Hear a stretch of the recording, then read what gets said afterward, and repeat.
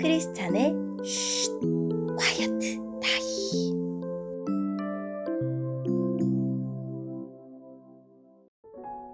샬롬, 크리스찬 성도님들 반갑습니다. 오늘의 본문은 욥기 1장 13절부터 22절까지의 말씀입니다. 본문의 제목은 받아들일 수 없는 현실입니다. 본문을 읽기 전에 어떤 내용인지 요약본을 먼저 읽어드릴게요. 욥이 7일 동안의 침묵을 깨고 입을 엽니다. 그는 자신이 태어난 날을 저주하며 이런 고통을 겪으며 사느니 죽는 것이 낫다고 한탄합니다. 오늘의 본문 1절입니다. 그 후 욥은 입을 열어 자기의 생일을 저주하며 이렇게 말했습니다. 내가 태어나는 그날이 없었더라면, 아들을 가졌다고 말하던 그 밤이 없었더라면, 그날이 어둠에 가려 하나님께서 그날을 찾지 않으시고 빛도 그날의 광채를 바라지 않았더라면, 어둠과 그날이 그날을 삼켜버리고 구름이 그날을 덮어버리고 흑암이 그날을 덮쳤더라면, 그날 밤이 찰흙같이 캄캄하여 1년 중 그날이 없었더라면, 어느 달에도 그날이 없었더라면, 그 밤에 아무도 아이를 가질 수 없었더라면, 그 밤에 기쁜 외침이 없었더라면, 바다 괴물을 깨우기에 익숙한 사람이 그날을 저주했더라면, 그 밤에 새벽별들이 빛나지 않았더라면, 바라던 빛도 없고 새벽 햇살도 보이지 않았더라면, 나를 낳던 어머니의 자국문이 열리지 않았더라면, 내 눈이 슬픔을 보지 않았을 것을. 내가 어머니의 배에서 죽어 나왔더라면, 나오자마자 죽었더라면, 어찌하여 어머니의 두 무릎이 나를 받았던가? 어찌하여 어머니의 가슴이 나에게 젖을 먹였던가? 그렇지 않았다면 나는 편히 누워있을 텐데, 그렇지 않았다면 나는 잠자며 쉬고 있을 텐데, 폐허 위에 성을 건축한 왕과 장관과 함께, 금과 은으로 집을 채웠던 귀족들과 함께 누웠을 텐데, 어찌하여 나는 죽은 채 태어나 빛을 모지 못한 아기처럼 묻히지 못했던가?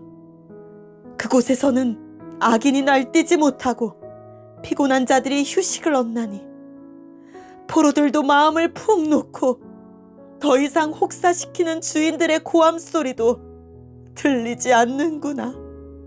그곳에서는 보통 사람이다, 위대한 사람이나 다 똑같으며 종이 자기 주인으로부터 자유로운데, 어찌하여 비참한 사람에게 빛이 주어졌는가?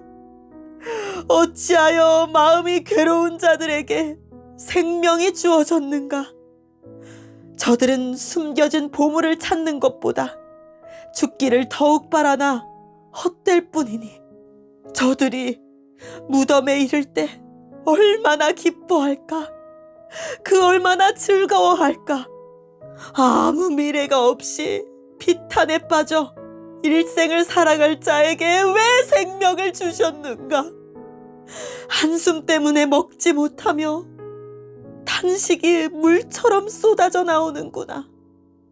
내가 가장 두려워하던 것이 임하였고 무서워하던 모든 것이 닥쳤구나. 나에게는 평안도 쉼도 안식도 없이 고통만이 찾아오는구나. 아멘. 오늘의 본문을 통해 이해할 수 있는 부분은 무엇일까요? 욥은 여전히 하나님을 절대적인 주권자로 믿지만 자신이 어째서 이토록 극심한 고통을 받아야 하는지 그 이유를 알지 못합니다. 차마 의로우신 하나님을 원망할 수 없으니 대신 자신의 삶을 저주합니다. 욥은 낮을 자신이 태어난 날로, 밤을 자신이 어머니 뱃속에 잉태된 때에 비유합니다. 빛, 광채, 새벽 햇살은 하나님이 이 세상을 창조하는 창조 행위를 연상시키는데 그는 태초의 어둠과 혼돈의 때처럼 자신이 어머니의 뱃속에서 죽었으면 더 좋았을 거라고 한탄합니다. 이 땅에서 왕으로 살든지 악인으로 살든지 혹은 부자이든지 가난한 자로 살든지 욥은 모든 인간이 죽음 앞에서 평등하다고 말합니다. 욥은 고통스러운 삶을 비참하게 이어가느니 차라리 죽는 것이 낫다고 합니다. 자기 삶에 의문으로 가득한 욥은 극심한 고통 속에서 죽기를 바라지만 자신의 비참한 상황을 아시는 하나님을 끝까지 붙듭니다. 불평과 확신 사이를 오가는 중에도 끝까지 생명의 하나님을 향합니다. 오늘의 본문을 통해 우리에게 주시는 교훈은 무엇일까요? 까닭 모를 재난과 질병으로 시작된 욥의 고통이 몇 달 동안 지속되었습니다. 그는 그동안 자신이 겪는 고난을 이해하고 해석하려고 애썼을 것입니다. 그런데 숙고의 시간 끝에 욥이 내뱉은 첫 마디는 자기 생일을 저주하는 말, 태어난 날이 사라져 자신이 아예 존재하지 않았더라면 좋겠다는 말이었습니다. 욥은 하나님을 경외하며 의롭게 살아온 자신에게 닥친 참혹한 현실을 끝내 해석하지 못했습니다. 고난을 겪으면서 이전에 믿어왔던 세상의 도덕 질서가 무너지고 그의 지난 모든 생애가 부정되는 것을 경험했습니다. 그 당혹감과 허무함이 생일을 저주하는 것으로 자기 존재를 부정하는 말로 나타났습니다. 인과 율보다 큰 현실을 맞닥뜨리며 욥의 좁은 이해가 깨졌습니다. 욥에게는 너무도 괴로운 경험이지만 믿음과 삶에 대한 더 넓은 지혜를 얻기 위해 꼭 필요한 과정이었습니다. 욥은 자신이 태어난 날이 사라지지 않는다면, 어쩔 수 없이 태어나야 했다면 차라리 사사나가 되는 것이 낫다고 생각했습니다. 욥이 죽음을 바란 데는 죽음이 괴로운 현실을 피할 수 있는 도피처인 이유도 있지만 그것만이 아니었습니다.